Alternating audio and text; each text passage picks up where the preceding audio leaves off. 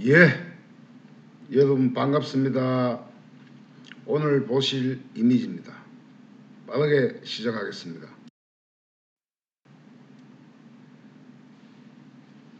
다한증, 냉열 다한증, 땀이 줄줄 흐르죠.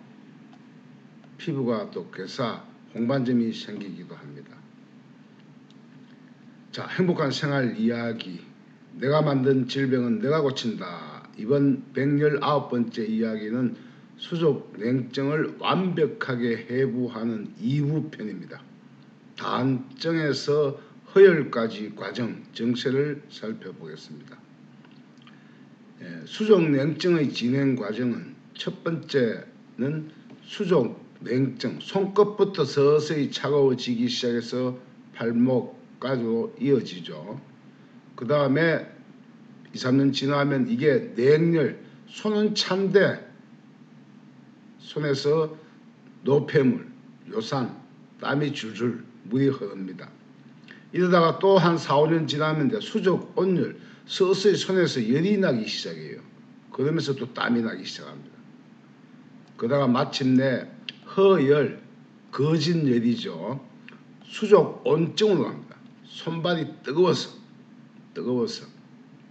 그 다음에 그 대신 속은 차지겠죠. 자세히 살펴보겠습니다. 첫 번째, 보통 수족 냉증에서 나타나는 질병 징후를 살펴보겠습니다. 수족 냉증이 되면 이렇게 되는 거죠. 이렇게 머리가 차고 손발이 뜨거워야 되는데 반대가 됩니다. 자, 첫 번째, 유아나 어린이의 경우에는 성장 장애로 이어집니다. 외소증이 되거나 살이 찌지 않고 혹은 어떤 특정 근육, 장단지가 단단해지거나 혹은 손이 길어지고 발도 길어지고 얼굴도 길쭉하게 변형이 나타나기도 합니다. 두 번째, 성장기에는 손발의 냉증으로 뇌의 압력이 높아지죠. 뇌의 압력이 높아지면 이렇게 코피가 터지기도 하고, 그 다음에 학습장애로 이어져서 아무리 학원을 다녀도 성적이 오르지 않습니다. 왜냐? 뇌의 압력이 높기 때문에 뇌가 연상이나 종합화, 통합화 시키지 못해요. 그래서 학습 능력이 오르지 않습니다.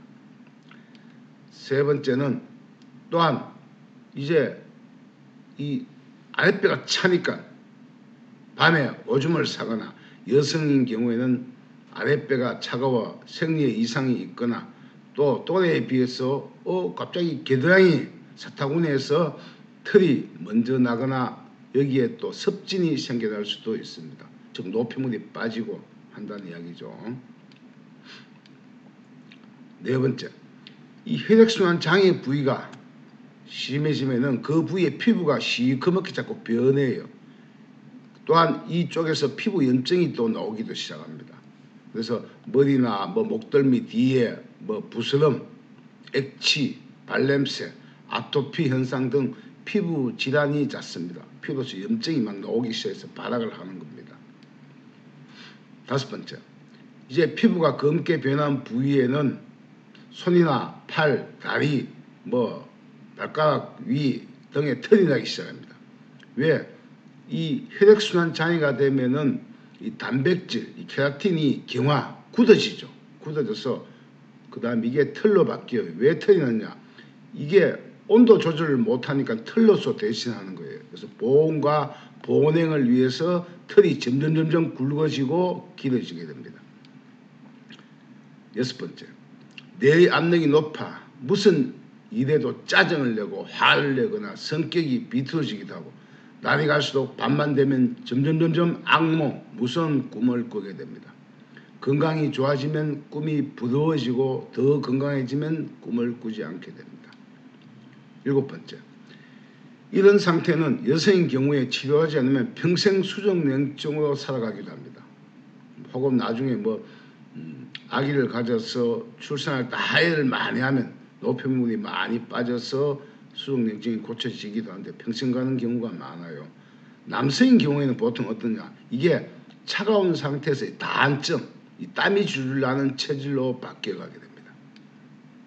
8번째, 이렇게 면역력이 낮은 상태이기 때문에 잦은 감기와 몸살을 앓으며 서서히 이제 오장육부의 차가운 부위가 여기저기 늘어나면서 질병을 달고 다니기도 하고, 혹은 더 큰 질병, 그 병에 계속 병을 달고 다니는 그런 증세가 나타나는 게 수족냉증식이에요.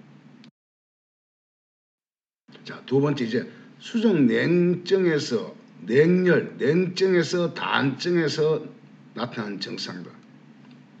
그래서 손발이 차갑다가 이제는 뭐냐, 손발 끝에서 이렇게 노폐물, 땀이란 것은 뭐 노폐물이죠. 이 정맥으로 해수를 하지 못하니까 결국은 뭐냐, 손에서 발에서 오줌이 나온다는 이야기예요. 노폐물이 나온다는 이야기예요. 이렇게 변형이 될 수도 있습니다. 자, 첫 번째, 어린이나 청소년의 경우에는 비정상적인 성장이 나타납니다. 특정 부위에 살이 찐다, 아랫배가 차가우면 아랫배가 볼록하게 나온다든지, 혹은 그 다음에 갑상선 문제가 되면 이렇게 얼굴이 막 길어져요. 얼굴이 길어지고 손이 길어지고 발이 길어지는 변형 현상이 나타나기 시작합니다. 두 번째, 이 어린이나 청소년기는 다한증, 땀이 많이 나죠. 뇌의 압력이 가중되어 학습의 어려움을 호소하기도 하고, 남들보다 몇 수십 배 열심히 노력해도 학습 능력이 전혀 오르지 않습니다. 세 번째, 이 림프절, 우리 몸에 각종 림프절, 림프관들이 있죠. 림프절의 혈류가 느려서 여성의 경우에는 아랫배가 차가워 생리통이 심해지고, 혹은 겨드랑이, 사타구니에 털이 더 굵고 짙어지거나 여기에는 습진, 심하면 나이 더 들면 지적까지 나타납니다. 네 번째, 혈액순환 장애 부위의 피부가 마찬가지로 더 검게 변하거나 피부로 염증이 나오기 시작합니다. 이때가 되면 머리, 목덜미에서 부스럼이 나거나, 혹은 땀을 흘리면 냄새가 지독해요. 발냄새가 지독하다. 혹은 피부에 아토피, 혹은 얼굴에 뭐 여드름 같은 거, 이런 것이 막 질환이 잦습니다. 다섯 번째, 피부가 검게 변한 부위에는 역시 손이나 팔, 다리의 털이 점점 굵어지기 시작합니다. 역시 이 털이라는 것은 단백질이 경화되어서 털이 굵어지는 거예요. 그래서 보냉, 그러니까 열을 식히고, 그 다음 추울 때는 데우기 위해서 털이 필요한 거예요. 그래서 털이 굵어집니다. 여섯 번째, 뇌의 압력이 항상 높아서 무슨 일이 있어도 조금만 일해도 화를 자주 내고, 매사에 부정적이고 짜증내고, 혹은 뭐 일을 많이 했다, 지친 날, 공부를 많이 했다, 피곤한 밤만 되면 더 악몽, 무서운 꿈을 꾸고, 뭐 자다가 벌떡 일어난다든지 이런 악몽을 꾸기도 합니다. 일곱 번째, 이런 상태에서 여성의 경우에는 치료하지 않으면 평생 수족냉증 다한증으로 살기도 하고, 남성의 경우에는 밖에 또 이게 온열 다한증, 서서히 손에서 열이 나면서 땀이 나는 체질로 바뀌게 됩니다. 여덟 번째, 이것을 방치하면 냉열 다한증은 손발에 머무르지 않고 이제 서서히 이 체질이 바뀌면서 그 바뀌는 게 바로 오장육부가 차가워지고 사늘해지는 거예요. 그래서 여기에 이제 간, 위, 췌장, 십이지장, 소장, 대장 이런 곳에 서서히 질병을 여기저기 만들게 됩니다. 세 번째, 이제 손이 서서히 따가워져요. 수족이 온열 따뜻해지면서 역시 땀이 많은 정체로 바뀝니다. 이때의 질병 징후를 한번 보겠습니다. 손에서 이제 열이 슬슬 나죠. 역시 오줌, 노폐물이 수족으로 빠지기 시작합니다. 자, 첫 번째, 청소년이나 성인의 경우에는 이제 막 상체에 막 열이 너무 많아서 겨울인데도 우통을 벗고 다녀요. 왜?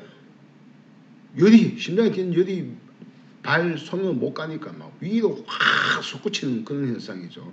그래서 혈압이 오르거나 살이 더 붕붕 찌기도 하고, 몸의 여기저기에 혹은 머리나 상체에 땀이 나고 열이 나는 게 수족 온열 다한증이에요. 두 번째, 청소년이나 성인은 다한증으로 점점 뇌의 압력이 더 높아 업무가 어렵고 아무리 노력해도 결과가 만족스럽지 못하고 실적이 아주 저조하게 나타납니다. 세 번째, 점점 림프절의 혈류가 더 느리고 림프절에 염증이 더 많이 쌓이고 암세포도 거기 많이 쌓이겠죠. 그래서 여성은 아랫배가 점점 더 차가워지고 불임을 하거나 자궁 건종, 물혹 이런 것이 생기기도 하고 그래서 부인병이 생겨나기도 하고 겨드랑이나 사타구니에서 악취, 냄새가 점점 심해집니다. 네 번째, 이 혈액순환 장애 부위의 피부가 어떤 경우는 조금 이 다음쯤에 밝아지는 경우가 생겨요. 그런데 자칫하면 이게 창백한 피부로 바뀝니다. 얼굴이 창백하다는 것은 내압이 높으면 높을수록 얼굴이 창백하고 푸르게 바뀔 수 있죠. 또 역시 머리나 목덜미, 겨드랑이, 얼굴 등에서 여드름이 난다, 종기가 난다, 혹은 발 땀냄새가 지독하다. 이때 되면 이제 관절이 가늘수록 건강한데 관절이 여기저기 굴러지고 붓기도 합니다. 다섯 번째, 이 속이 좀 불편해지고 소화장애를 호소하고 피로감이 작고 오장육부 장애가 여기저기 나타납니다. 가끔 무기력해지거나 숨이 막 가빠지고 가슴이 답답하고 혹은 변비나 혹은 설사한다든지 이런 배설 기능에 문제가 나타나기도 합니다. 여섯 번째, 그래서 뇌의 압력이 항상 높아 머리 여기저기에 압통을 호소합니다. 편두통, 전두통, 후두통, 혹은 갑상선이 이제 서서히 이 목에 갑상선 뼈가 막 튀어나오기도 하고 기관, 목 주위가 목이 뻐근하고 또 상체 여기 어깨 있는 데서 여기저기 근육통 혹은 오십견 비슷하게 팔가짐이 불편하고 이런 것이 나타나기 시작합니다. 일곱 번째, 이런 상태는 물만 먹어도 살이 찌는 체질로 바뀌어요. 오장육부 여기가 산해지기 때문에 이제 물만 먹어도 살이 둥둥둥 찝니다. 가슴도 쭉 커진다든지 이게 바로 염증이 자리를 잡으면 살이 붙죠. 여기에는 암인자가 자리를 잡게 되기도 하고 허혈, 수족, 온증 체질로 바뀌게 됩니다. 여덟 번째, 방치하면 온열, 다한증은 머리에 머물지 않고 오장육부의 차가운 부위에 염증의 하치장이 추가로 점점 더 만들면서 암적 인자가 자리를 잡는 경우가 많습니다. 네 번째, 이제 완전히 허혈이 됩니다. 온열, 수족, 온증, 손발이 뜨거워 미칠 지경에 이르는 증세를 보겠습니다. 손발이 열이나 뜨거워지고요. 손과 발, 머리에. 그 대신 오장육부에는 사늘하게 식어서 여기 이제 암적 인자를 양산하고 있어요. 자, 첫 번째, 오장육부가 산해져 저체온이 되면서 이상혈류가 됩니다. 즉 손발이 뜨거워서 잠을 못 이룰 정도로 손발이 뜨거워지는 현상이 나타나기도 합니다. 두 번째, 오장육부의 염증이 빠지면 일시적으로 나타나는 현상이라면 괜찮습니다. 이 허혈이 오히려 열을 내서 염증을 많이 쳐내서 정상으로 돌아오는 경우도 있었다는 이야기입니다. 그런데 이 오장육부가 저체온 상태인데 수족에 열이 많다 하면 이게 바로 허혈 현상, 거짓 열이 나는 현상입니다. 세 번째, 허혈 상태가 지속이 되면 복부가 늘 평만하고 속이 편치 못하게 됩니다. 또 신진대사 장애가 발생한 곳으로 여기저기 이제 암증 인자가 자리를 잡을 수가 있습니다. 그래서 항상 뇌압, 심장의 피가 다른 곳에 못 가고 위로 솟구치고 허혈이 많으니까 얼굴이 좀 붉게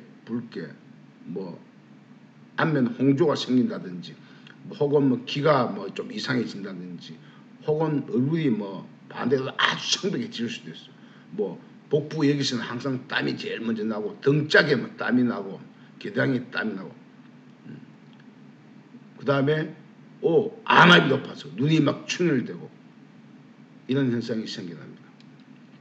다섯 번째, 속이 불편하여 소화장애, 피로감, 오장육부의 장애가 여기저기 나타납니다.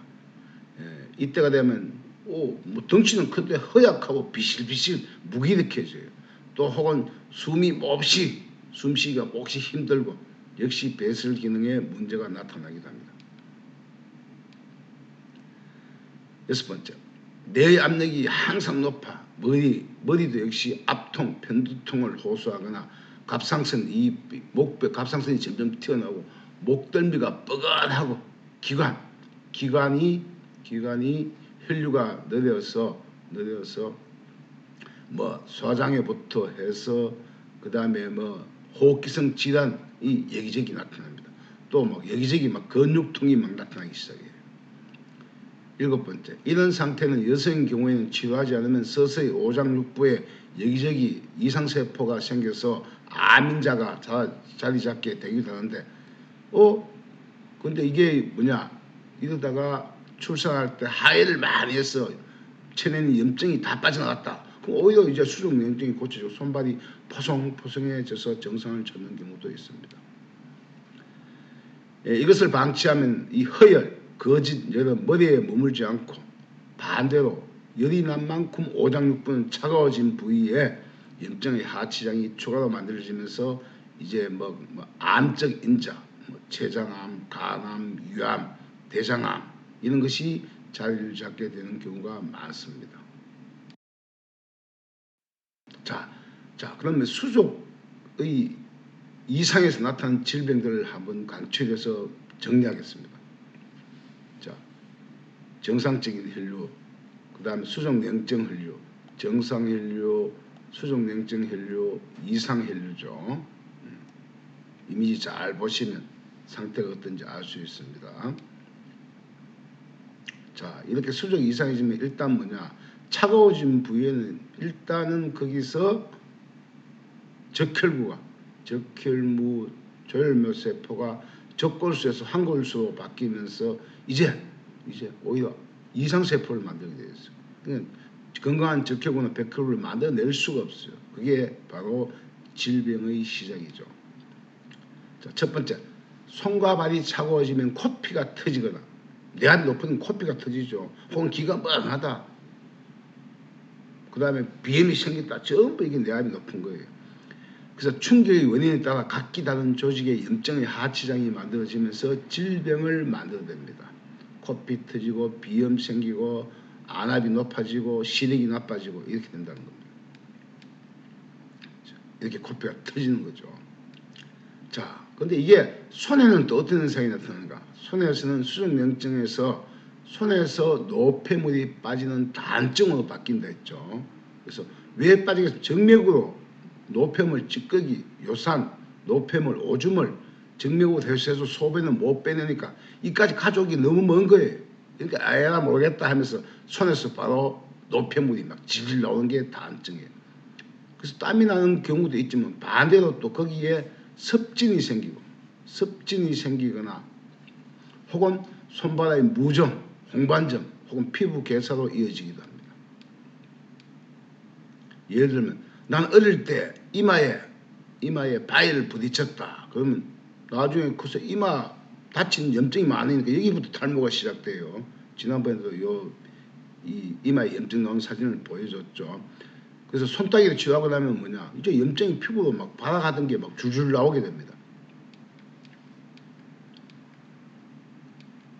자, 네 번째는 그 다음에 사타구니나 겨드랑이에 림프계 이상이 있다. 그러면 사타구니에서 염증의 하치장이 만들어지면은 이렇게 지젖이 생기거나 혹은 습진이 이렇게 생기고.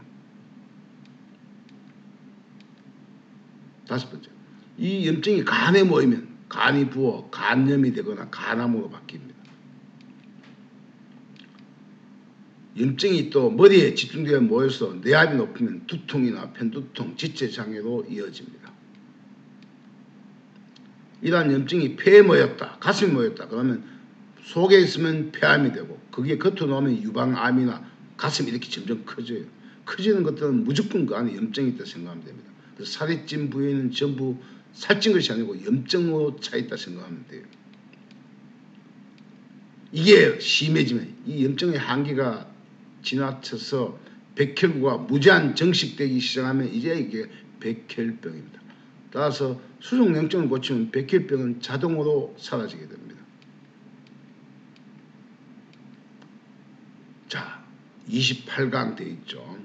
자, 세계 최초, 세계 유일의 수족냉증 치료법입니다. 이 유튜브 검색에서 수족냉증 28강, 수족 28강을 그대로 쳐보세요. 쳐보면 그게 검색에서 나옵니다. 이때는 뭐냐, 냉온 분기점, 내 손끝이 어디부터 지금 차가워져 있는지 차갑고 따뜻한 부위를 잘 기억했다가 따기 하고 난 뒤에 이게 쭉쭉 내려온 것, 이것을 확인하시면서 따스면 수족냉증이 고쳐집니다. 자, 수족냉증에서 해방되어 모두 다 건강한 일상을 만들어 갔으면 좋겠습니다. 예, 오늘 이야기는 여기까지네요.